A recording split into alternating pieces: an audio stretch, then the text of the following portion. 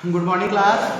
आज हमारा 11th commerce व्यवसाय अध्ययन का अध्याय 1 चल रहा था। व्यवसाय की प्रकृति एवं उद्देश्य अध्याय 1, जिसमें व्यवसाय की प्रकृति एवं उद्देश्य, जिसमें 5 क्लास हो चुका है। आज 6वां क्लास है। 5वें क्लास में मैंने उद्योग के बारे में बताया था, उद्योग और उद्योग के प्रकार। आज हम लोग पढ़ेंगे उद्योग का महत्व। हमारे देश में या हमारे जीवन में उद्योग का क्या महत्व है। तो सबसे पहला बोलता है उद्योग का आर्थिक विकास। देश के आर्थिक विकास पूर्ण रूप से विभिन्न प्रकार के उद्योगों की स्थापना पर निर्भर है। उद्योग प्रधान देश अन्य देशों से कम मूल्य पर कच्चा माल क्रय करते हैं, उसे विभिन्न प्रकार के निर्माण माल के रूप में अधिक मूल्य में बेचते हैं। इस प्रकार उन्हें लाभ होता है। उद्योग प्रधान देश संपन्न हो जाते हैं। आपको पता है उद्योग में जहां पर कच्चे माल को पके माल में बनाया जाता है। दूसरा बोलता है राष्ट्र की आय। जैसे जैसे आपका उद्योग उत्पादन करेगा, उद्योग में नई नई वस्तुएं निर्माण होगी, आप उद्योग के निर्माणी वस्तुओं को बेचोगे, तो जैसे जैसे आपको लाभ होगा वैसे वैसे राष्ट्र की आय में भी क्या होती जाएगी, धीरे धीरे वृद्धि होती जाएगी। तीसरा बोलता है प्राकृतिक संसाधनों का विदोहन। जैसे प्राकृतिक के रूप में बहुत सारे कच्चे माल उपलब्ध हैं, जैसे लकड़ी हो गया, सोना चांदी तांबा, ये सब हमको प्राकृतिक के माध्यम से प्राप्त होते हैं। आप उसका क्या करते हो, विदोहन करते हो। विदोहन मतलब आप वस्तु को वहां से कच्चे माल को आप निकालते हो, अपने कारखाने या उद्योग में ले जाकर उसको परिवर्तन करते हो पके माल में और उसका उपयोग करते हो। तो प्राकृतिक में जो बहुत सारी कच्चे माल के रूप में वस्तुएं पड़ी हैं उसका विदोहन करते हैं। तीसरा अगला पॉइंट बोलता है रोजगार में वृद्धि।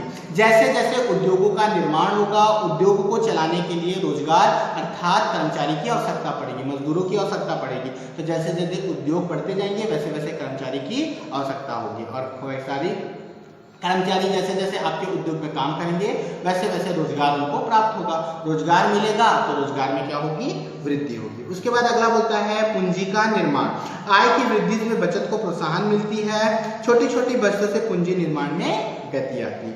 अगला बोलता है अनुसंधान को प्रोत्साहन। अनुसंधान मतलब होता है खोज। उद्योगों के माध्यम से देखना नई नई चीजों की खोज होती है। जैसे जैसे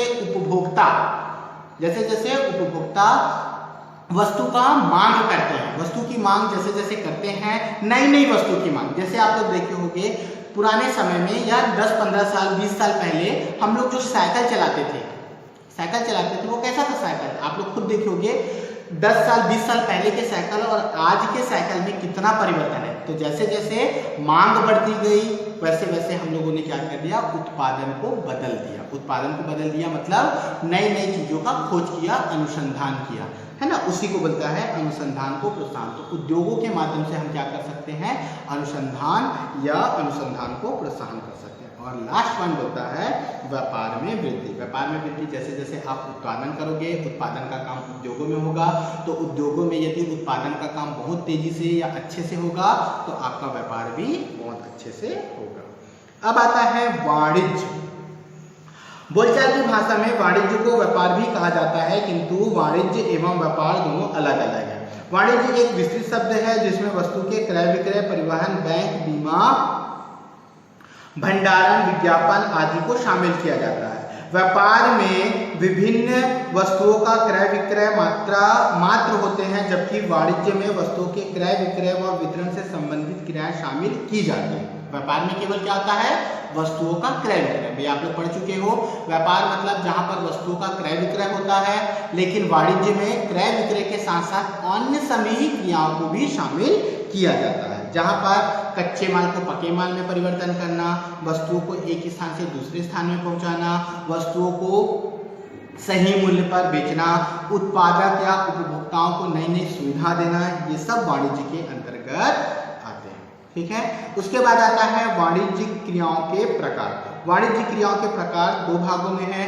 पहला तो व्यापार और दूसरा व्यापार के सहायक अंग। वाणिज्य क्रियाओं के प्रकार को 2 भागों में बांटा गया है, पहला व्यापार और दूसरा व्यापार के सहायक अंग। व्यापार में हम लोग 2 प्रकार के व्यापार जानते हैं, एक होता है देशी व्यापार और दूसरा होता है विदेशी व्यापार। देशी व्यापार वह व्यापार होता है जो हम अपने देश में करते हैं, और विदेशी व्यापार मतलब होता है वह व्यापार जो हम लोग 2 देशों के मध्य करते हैं। ठीक।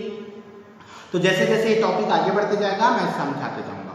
व्यापार के सहायक, व्यापार के सहायक मतलब होता है आप जो व्यापार कर रहे हो उस व्यापार में कौन कौन सी क्रियाएं शामिल है जो आपके व्यापार को चलाने में मदद करती है, सहायता करती है। जैसे आपका पहला है परिवहन, दूसरा संदेश वाहन, तीसरा बैंक, बीमा, भंडारण, विज्ञापन, वितरण, ये सब आपके व्यापार में सहायक है।